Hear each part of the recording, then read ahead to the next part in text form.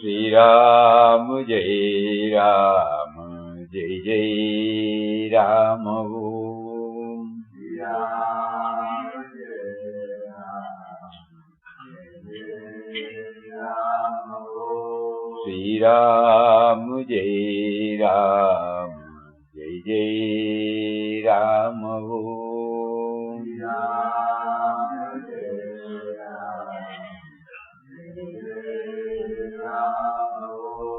Shri Ram Jai Ram Jai Jai Ram Om Shri Ram Jai Ram Shri Ram Jai Ram Jai Jai Ram Om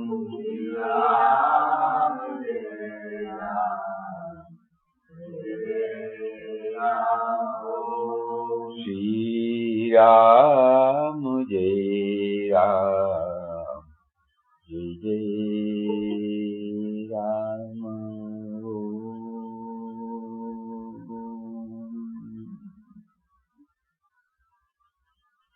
Om Shri Ram Jai Ram Jai Jai Ram. Before we start our program, one of our devotees in Chennai has composed a few slokas in Sanskrit on Pujya Swamiji. Today being Pujya Swamiji's 101st Jayanti day, the prompting came from within him to offer this at the holy feet of Swamiji, who is now in the form of remembrance in our heart. Jnananandaya bhavaya Jnanavruddhyaya yogine Satchidananda rupaya Deshikaya namo namaha. Anandashrama vasaya Bhavarogapaharine Bhaktottamaya devaya Satchitswarupine namaha. Veda Vedyaya devaya Parabrahma Swarupine Akhandananda bodhaya Satchidanandaya namo namaha. Once again we will read. Most of the words we know because it is connected with our own language. Jnananandaya bhavaya Jnanavruddhyaya yogine Satchidananda rupaya Deshikaya namo namaha. Anandashrama vasaya Bhavaroga vaharine Bhaktottamaya devaya Satchitswarupine namaha. Veda Vedyaya devaya Parabrahma Swarupine Akhandananda bodhaya Satchidanandaya namo namaha. Today in our forenoon session, we were able to see that though Pujya Swamiji, while expressing himself to others, he was a personification of the devotion-oriented sadhana. But when we go through his period of sadhana, how he was approaching the ultimate, we find it is purely based on the knowledge, path of knowledge. Nobody was able to say from Swamiji's dealing with others that he was having these background while he was dealing with men and matters. We will just read out, for example. I often used to repeat, O Lord, you are everything, all the emotions, all the thoughts, all the feelings are you only.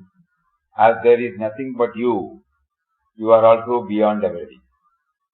Whenever the thought of a person came to my mind, I took him to be not an individual, but a part of the universe, which is the manifestation of God. From early morning, whatever I saw, whatever I touched, I used to say within myself, this is also your form, O Lord. Thus everything was identified with God. This made me speak less, as the mind was busy engaged in identifying everything and everybody with God and trying to be conscious of the Purusha, pervading the entire body of that person or object. You see how he integrates, how he slowly, first he said, Lord, God, everything is a form of you are this, you are that. Okay, that is the devotional act. But then slowly he says, you are trying to be conscious of the Purusha. My effort was to maintain this in all conditions, but as soon as I started talking, the mental condition changed. The thought of God got diluted. I was back to body consciousness. I was trying to maintain this consciousness. Here the consciousness is capital. Chitananda Rupam Shivoham Shivoham. Chit stands for consciousness actually. I was trying to maintain this consciousness even when talking to others at all times. Success was not much. I failed often, but failure did not deter me. Then he says, the struggle is to get established in the consciousness.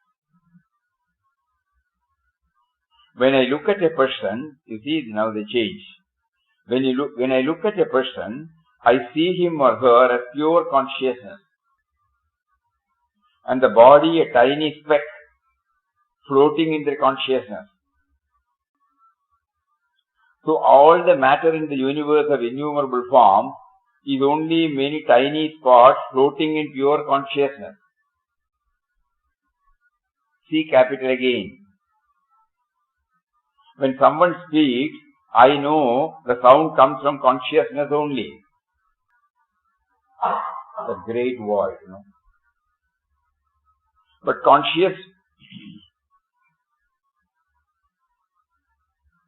though the body walks, the power is of pure consciousness only. But consciousness is not affected by so-called action. So it can be said that such actions are taking place through the vehicles and the power for such action is drawn from pure consciousness only. So there is no ego anywhere.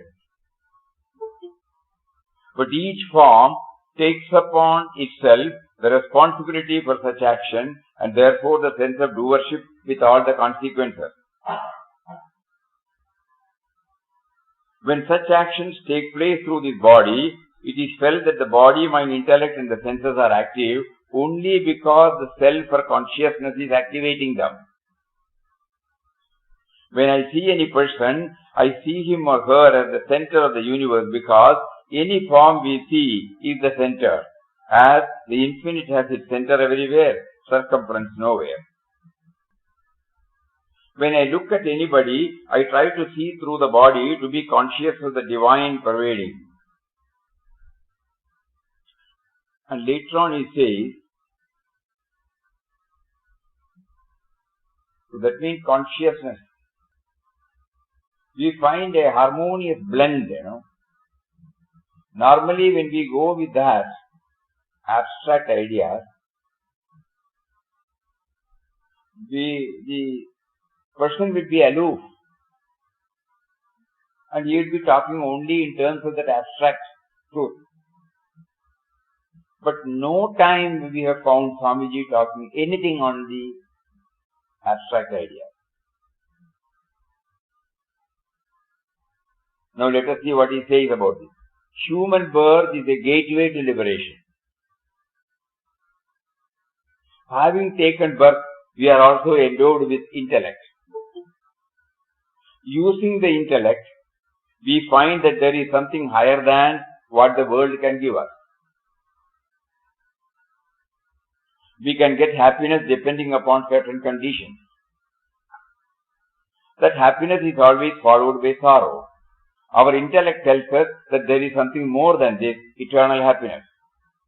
Then we start trying for it. That is the vocation, the turning point in our life to return home. You see, here it is return home. Then the efforts to go back home begins. We come in contact with a wise man who knows the truth. He tells us how to go back. He asks us to meditate on our true being, T and B being capital, or any other method that will lead us to our original home. In that process, we purify ourselves, meaning our mind gets purified. All those desires are dropped off, all the effects of the desires are dropped off, the effects of our actions are also dropped off, and the mind becomes perfectly still. When it is perfectly still, we have a glimpse of our true being.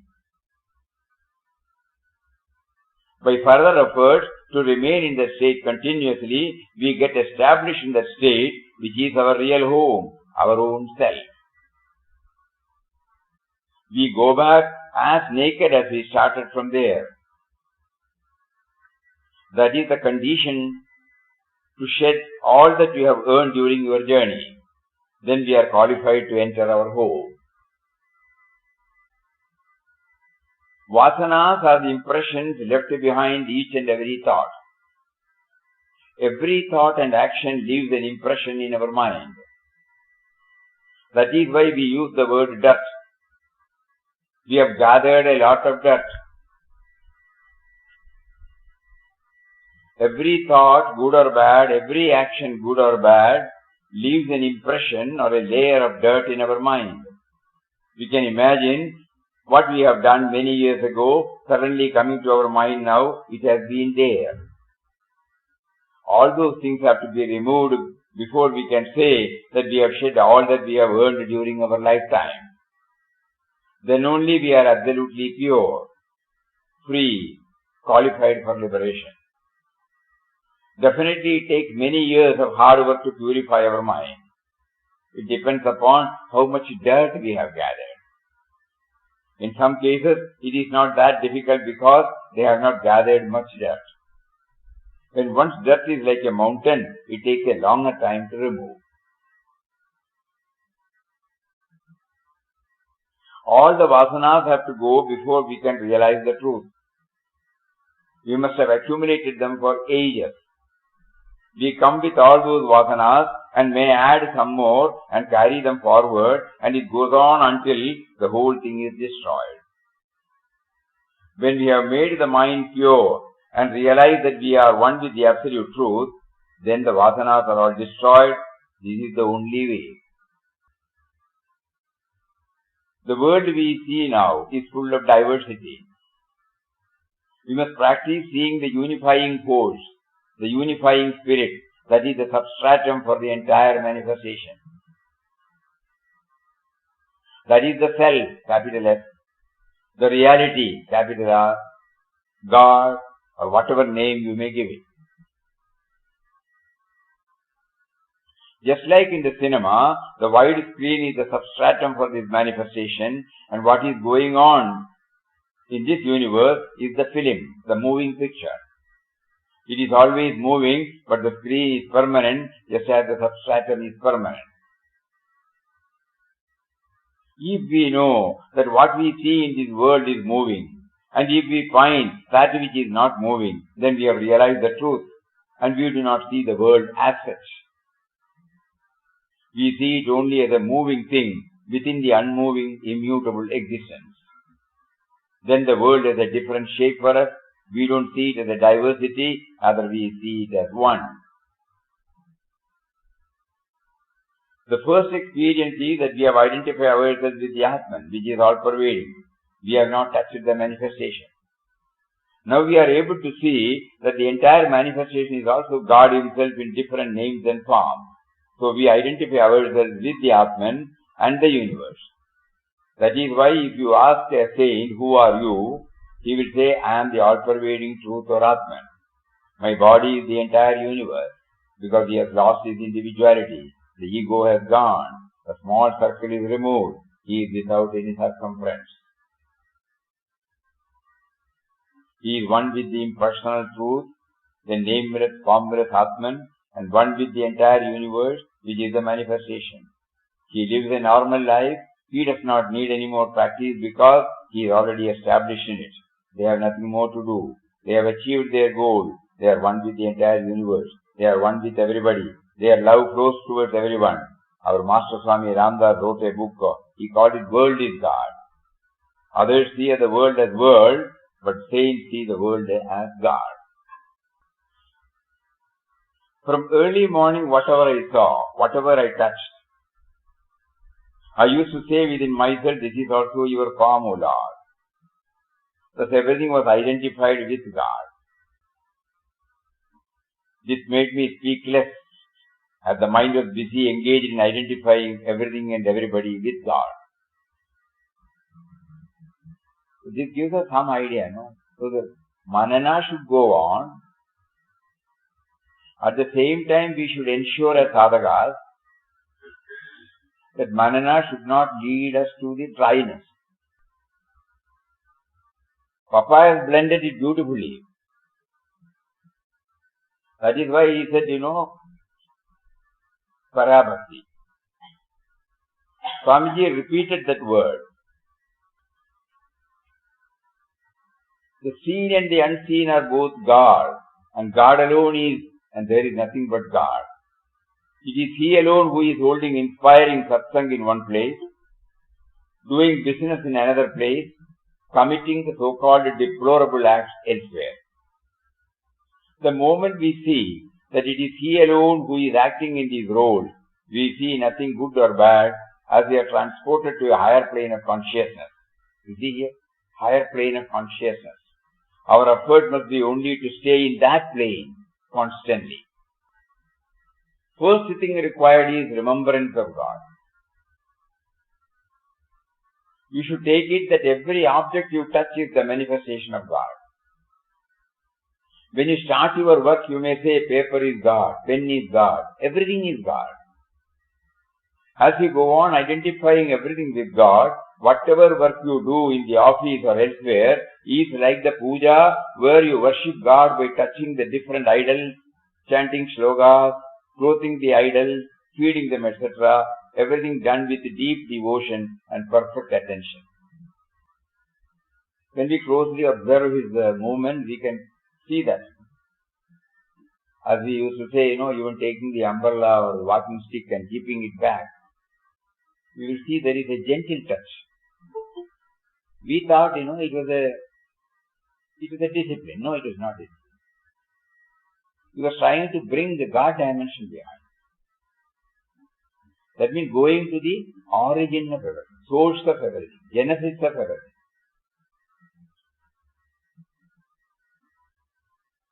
So for that the manana had helped him. He says, real surrender needs constant remembrance of God. We must be able to see God's hand in every incident in this physical world. God's unseen power alone is working. Unless and until we maintain this consciousness, how can we say we have an attitude of surrender? Without having that feeling, how can we say that whatever happens, happens only by God's will? Again he clarifies. If you are drawn to the path of self-inquiry, who am I? Do it sincerely and with all intensity. You will go on eliminating what you are not. The body, the mind, the intellect. And your mind will reach your own source. That is the self. This practice, though easily said, will take a lot of time and effort. You have to persevere. Whatever path you follow, the path of self-inquiry or the path of surrender, you have to work hard. The progress will depend upon the intensity of your aspiration to realize the truth. But we have never heard anything about this manana on the abstract form from Swamiji. So as far as the inward journey is concerned, he was always, now we remember when devotees requested him to take 1 day off, and the Thursday was selected for Swamiji's mount. Mount means holiday.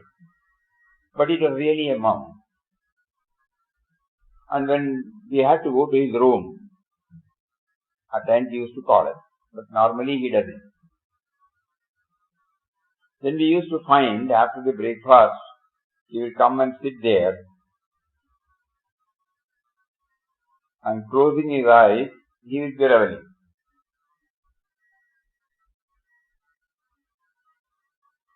But never after that program, of course we were not prompted to ask also.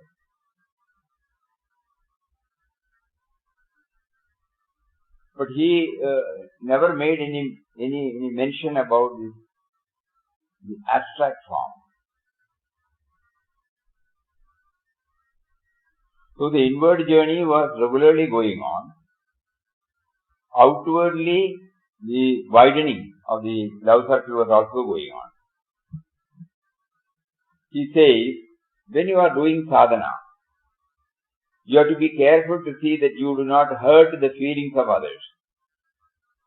Instead, you must be so loving that all others feel the warmth of it when they come near you or even think of you. There is no need to get angry at all for any reason.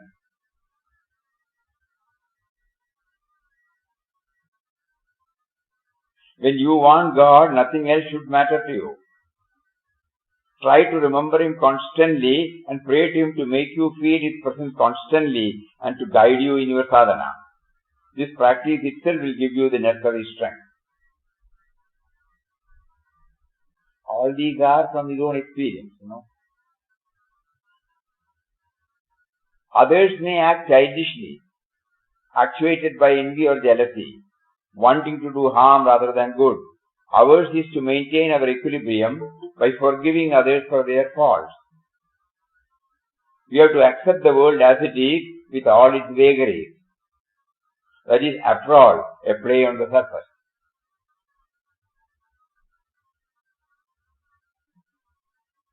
The Lord Himself is playing this wonderful game. Deep within, He is all peace and bliss, unaffected by the external play. If we commune with Him, we can also remain unaffected by the external play.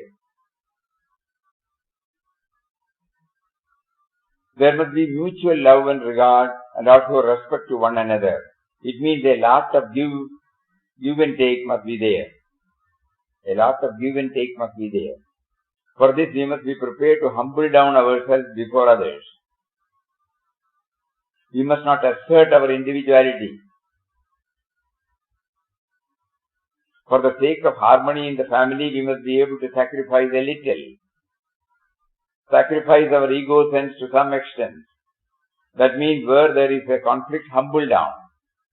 Give up your authority or assertion and try to accept the other party's viewpoint. Try to solve the problem.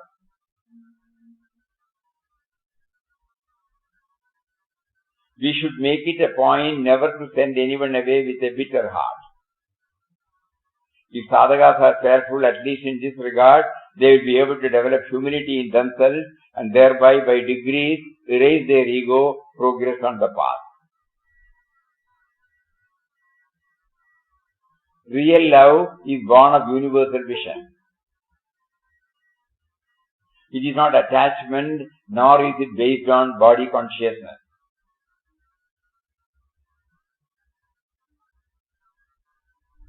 This love is selfless, limitless, without any expectation in return. This love gives us immense joy. God and love are not different. In the lower type of love, this is controlled by the ego. One gives love only for one's own satisfaction. If one is not getting sufficient response, he or she may withdraw it. Whereas higher love is given freely to everyone, even to those who hate. We can be happy in life only if we are able to adjust to all conditions. We should be happy in any situation God places us.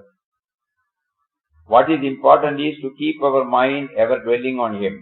When that is done, other things do not matter.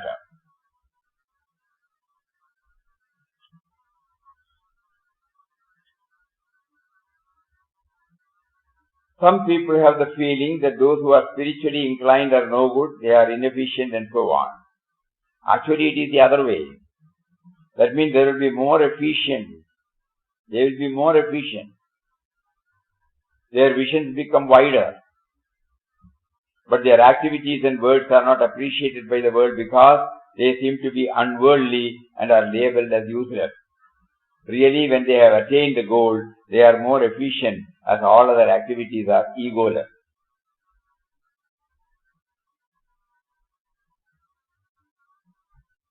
And the most important thing, what he did. In the course of sadhana, a time comes when we feel like taking a leap into the sea instead of simply standing on the shore, looking at or touching the waters. This is like breaking the small circle and embracing infinity.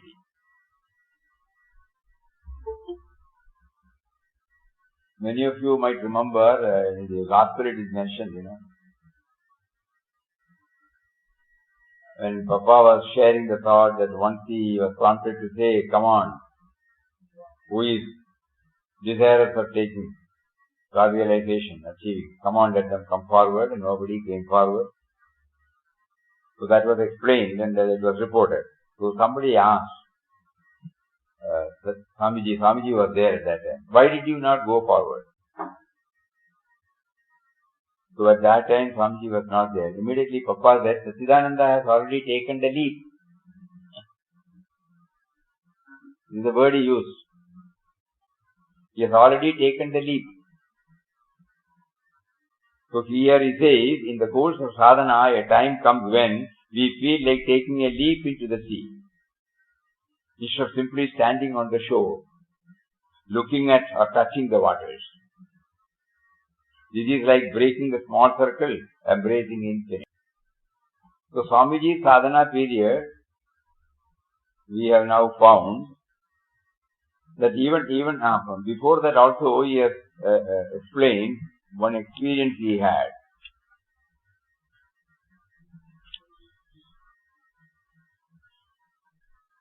During all these days, in the early stages, the practice of visualizing Lord Vishnu in my heart went on with great joy.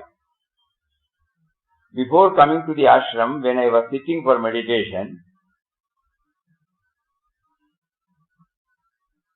concentrating on the light within, the light of Atma. Light of Atma means, consciousness. You all might be remembering the talk Yajnavalkya had with Janaka, where Janaka keeps on asking, what is the light with which you see?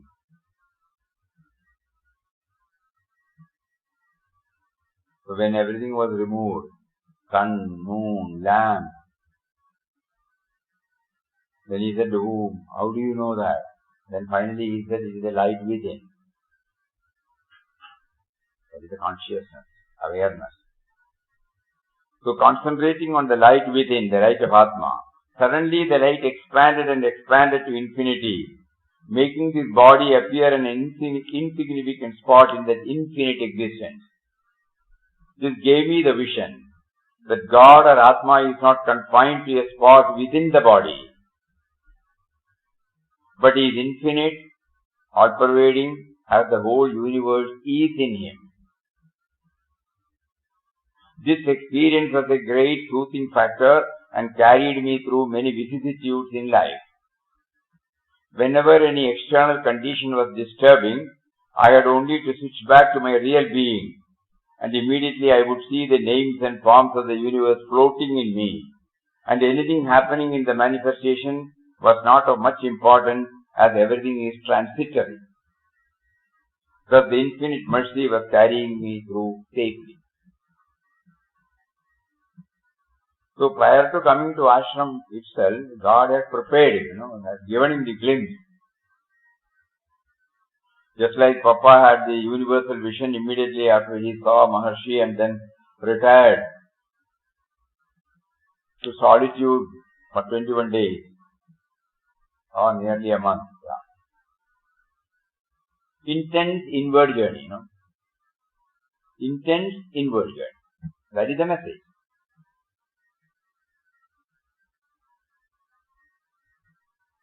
So we have to now pray to Swamiji now, who is in our heart in the form of remembrance, to bless us with the inward journey. No? Because that is the basis from which the outer world is looked upon. We are simply carried away by the outer world, outer actions.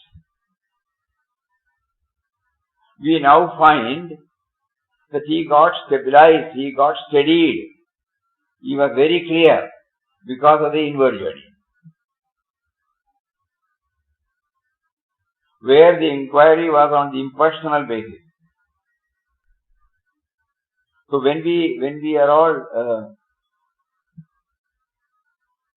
remembering Swamiji's 101st Jayanti day today, this is an opportunity given to us to do a little research. We may not be able to follow what he did, but that research would definitely help us, because research means it's manana only. That will open up the vista for ourselves, the path for ourselves. So the basis of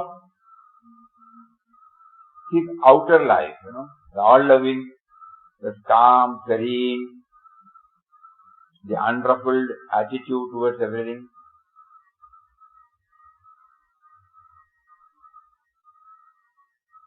an embodiment of self-effacement, all these things we say that. It is the outer. But if that outer has come out because of the intense manana inside, which had started even prior to his coming to ashram. And he also says a lot about this Purusha and Prakriti,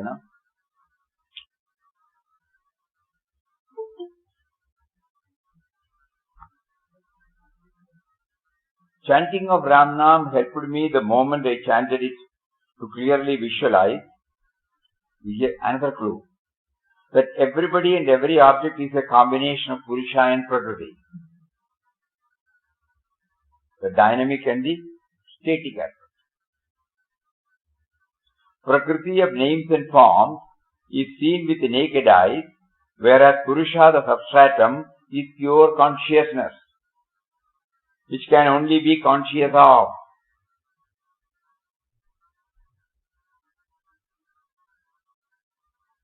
Although it is clearly seen that Prakriti of names and forms is floating in the all-pervading Purusha, I was trying, rather struggling, to see that Prakriti is only Purusha with a form, and therefore they are same.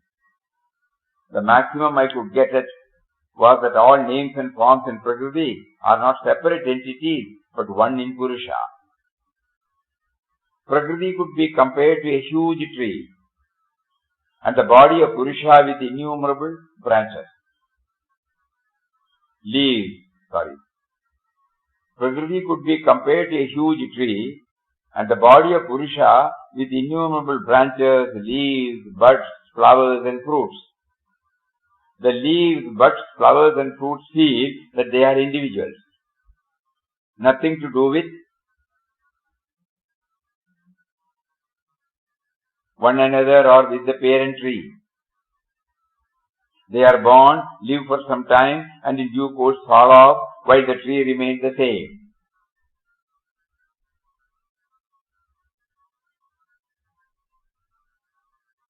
But an onlooker, a man of knowledge, can see clearly that all the leaves, buds, flowers and fruits are of one tree only.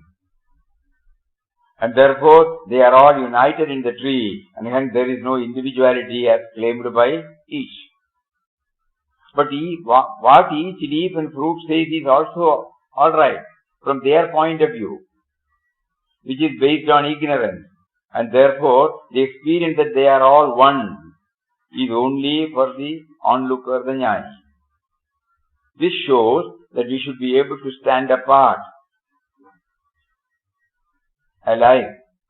stand apart like an onlooker and look at everything as witness. Then we will not be involved in the play, caught up in ignorance, but really enjoy the play with full knowledge of the reality. So the inward journey is the basis for our spiritual progress.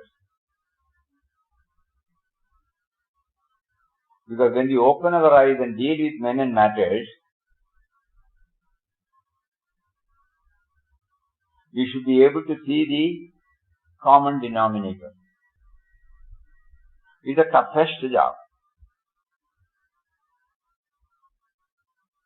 But we find in Pujya Swamiji's life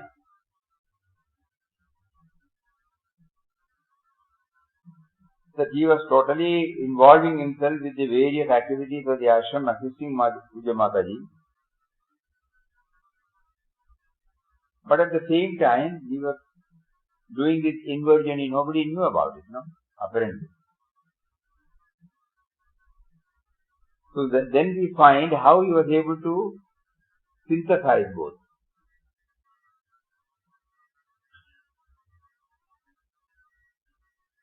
That is why when we ask something, he will not immediately reply. This process is going on, according to what we understand from his writing. So there should be today, he is giving us this light. That prior to coming to the ashram, he had this glimpse. That is why he used the word consciousness. But at the same time, God had blessed him with a technique or a method by which he was able to bring everything in a loving manner, not in a crude manner or in a dry manner. Every look of him, every word of his, every act of his, we have found there is a touch of love. Now we understand the basis for that love, basis for that dexterity in action, the efficiency in action, the gentle attitude, the wonderful attitude was all due to the constant hammering. That it is God who is playing, who is in the form of consciousness. He is within. Papa says, when you chant, you should know you are chanting the name of one who is within, who is making you to chant. We are all finding it difficult because we still have not got the grip of the word God.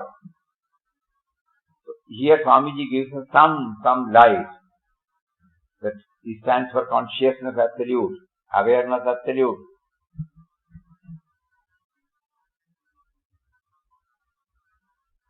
And Swamiji was throughout, that is it. We, whenever we are in a session, whenever we are in satsang, whenever we are in chanting, whenever we are in bhajan, whenever we are reading such books, we get connected with that.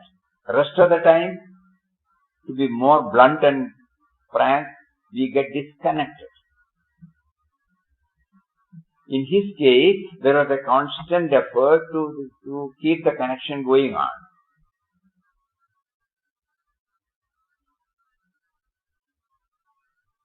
The connection was ever there.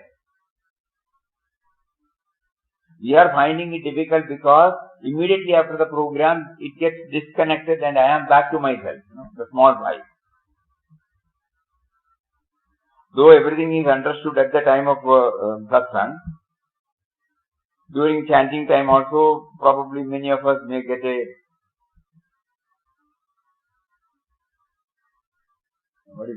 experience of some concentration or something like that. Or when we go through a particular text, Bhagavad Gita or anything, or any shloka for that matter, we may get a glimpse. But immediately after that, no.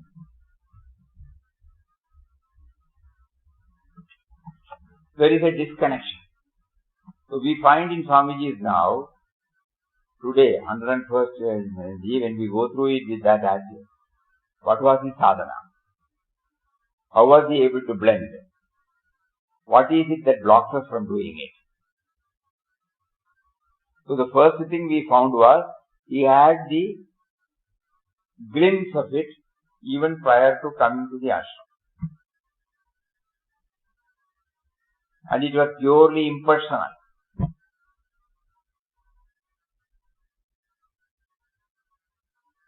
The light within started coming out, exploding, and everyone is floating in it. That is the word he used.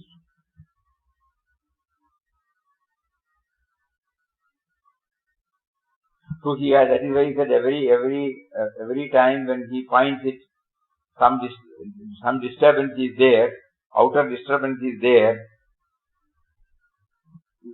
he used to try to connect it. Just now, Shraddha brought this. Peyton Lahari has sent this email. Tomorrow, 12th November, is the 101st anniversary of our beloved Swami Satchidananda's birth.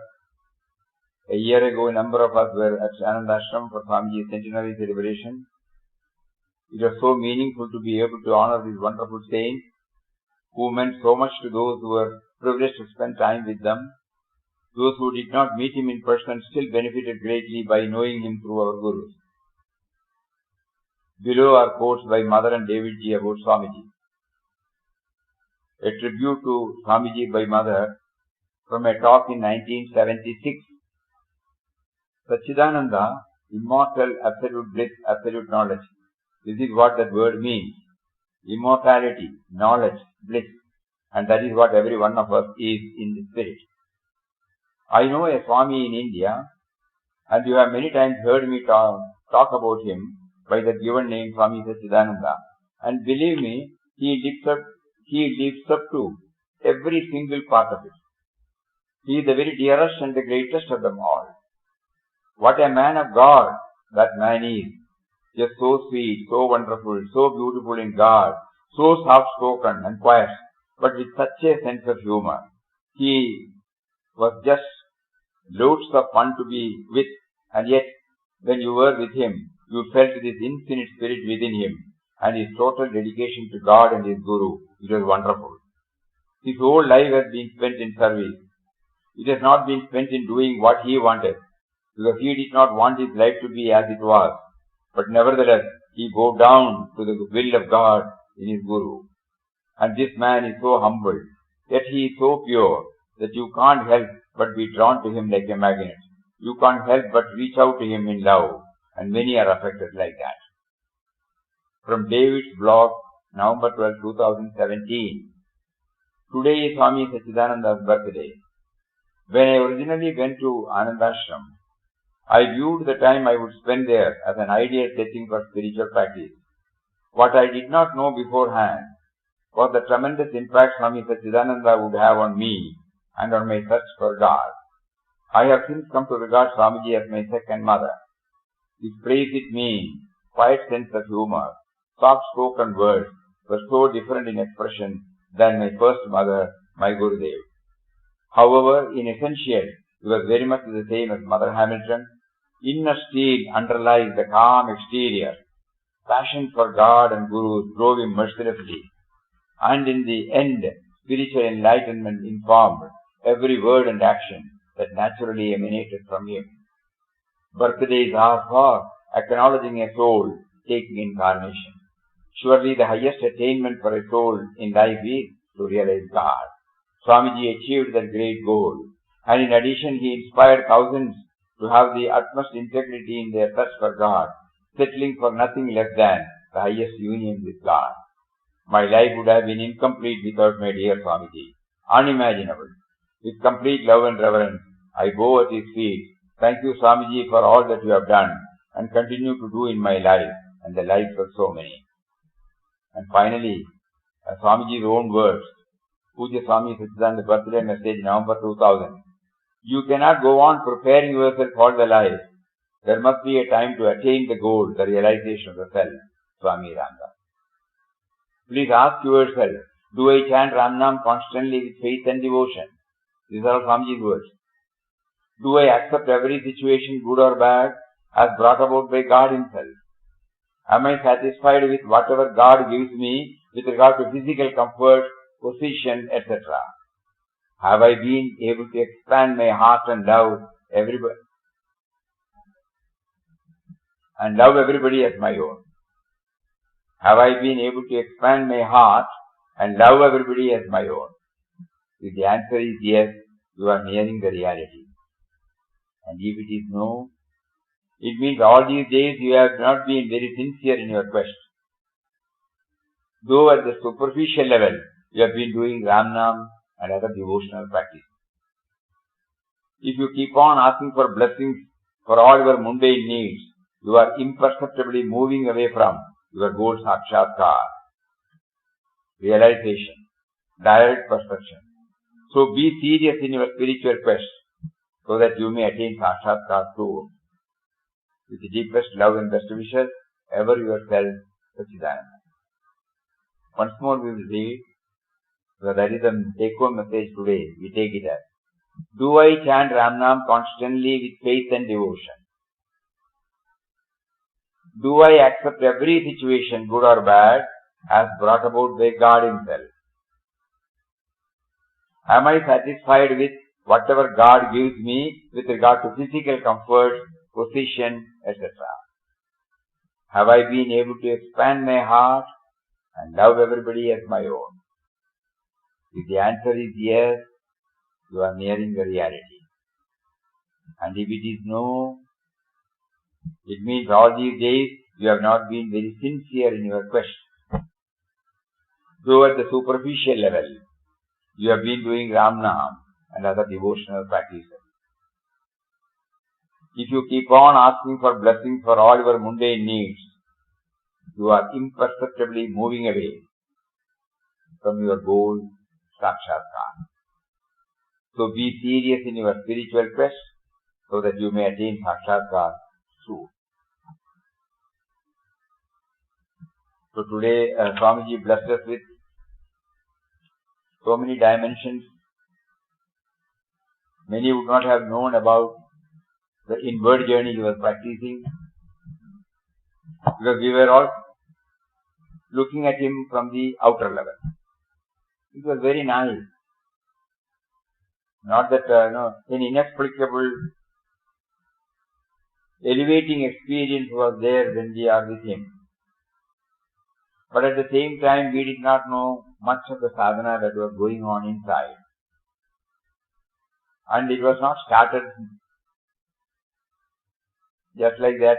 We hear, Mother Hamilton 1976 telling this. So Swamiji himself had written that prior to coming, the first experience he had. So he was trying to get steadied in that. He fully made use of the presence of Papa Mataji and also his life in ashram.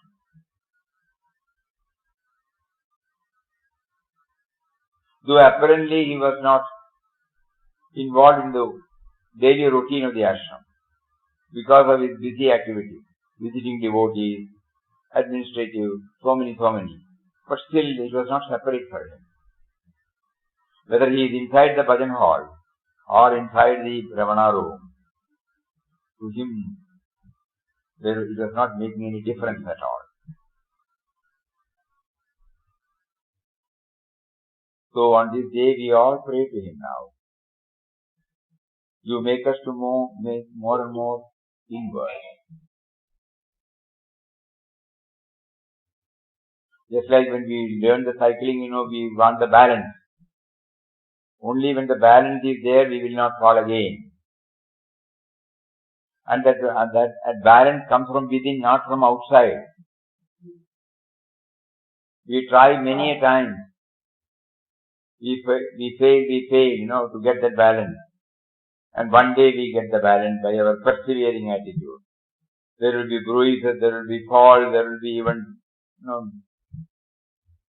most uncomfortable situations. But because we are steadfast in that aim to somehow learn the cycling, one day we get that balance. Swamiji was drawing that balance from within. He had that balance and he was constantly drawing that balance. So whenever he was dealing with anything outside, that is why he was able to keep up the same equanimity, that unruffled attitude, but at the same time, all-loving attitude. So let us concentrate on both. So far we were concentrating on the external. Now let us try to concentrate on the internal. The inward journey of Swamiji. That might give us some more clarity in our path. Let us not get stuck with the external only. External, as he said, the screen and the play. Whatever that is going on at the outer level is on the substratum. And then he was very clear about the substratum. In Papa's case, at the very start, he said great void. Great void is the substratum. Consciousness is the substratum. Light within is the substratum. And then when the more and more he got stabilized in it, he was able to see the same everywhere. So let us all pray to him from the bottom of our heart to give us something of what you have said. We are still not eligible for the entire one. We know that. We know our limitation. We have not been able to free ourselves from the clutches of the vasana. We have not been able to live up to his words. Be a little more serious in your sadhana. But at the same time, you are there in our heart.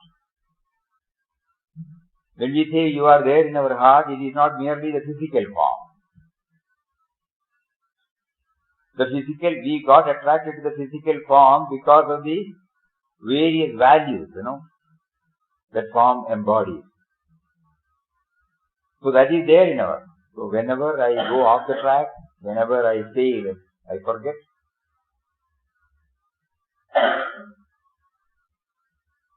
Kindly pull me up.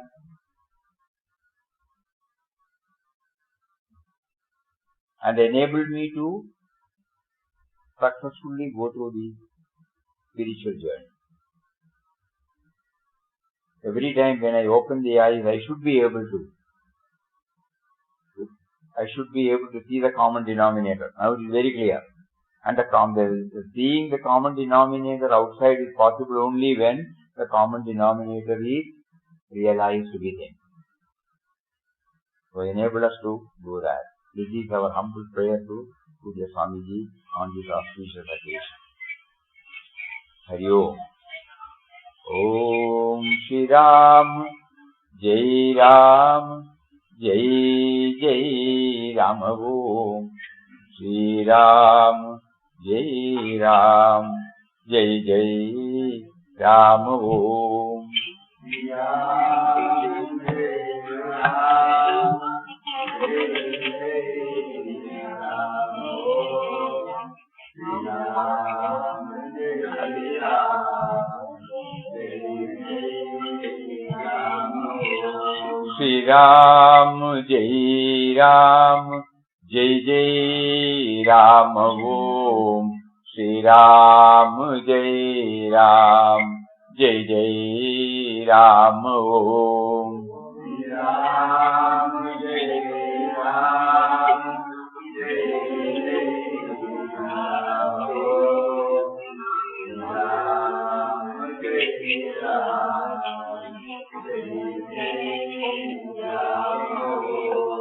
Shri Ram, Jai Ram, Jai Jai Ram Om.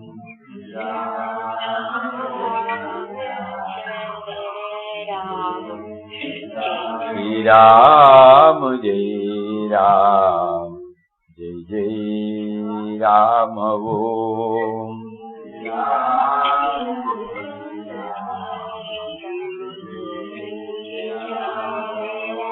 Shri Ram, Jai Ram, Jai Jai Ram.